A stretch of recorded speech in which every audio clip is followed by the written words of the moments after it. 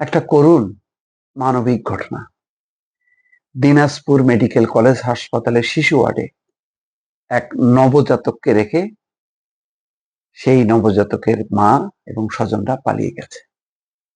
পাশে একটা বাজারের ব্যাগ ছিল, সেই বাজারের ব্যাগে একটা চিরকুট লেখা আছে। সেই চিরকুটের ভাষাগুলো আরো বেদনাদায়ক, অত্যন্ত মানবিক।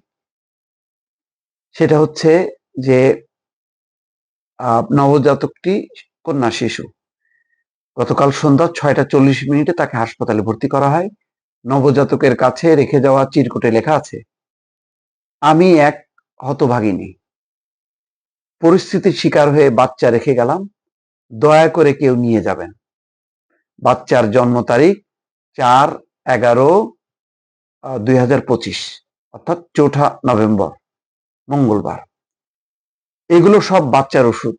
দেখেন, মানে বাচ্চার জন্য মায়ের কি মানে আকুতি, যে ওষুধগুলো যেন খাওয়ানো হয়। এগুলো বাচ্চার ওষুধ। আমি মুসলমান জাতির মেয়ে, চিন্তা করেন।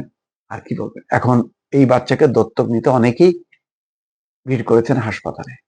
হাসপাতাল কর্তৃপক্ষ এখনো সিদ্ধান্ত নেয়নি।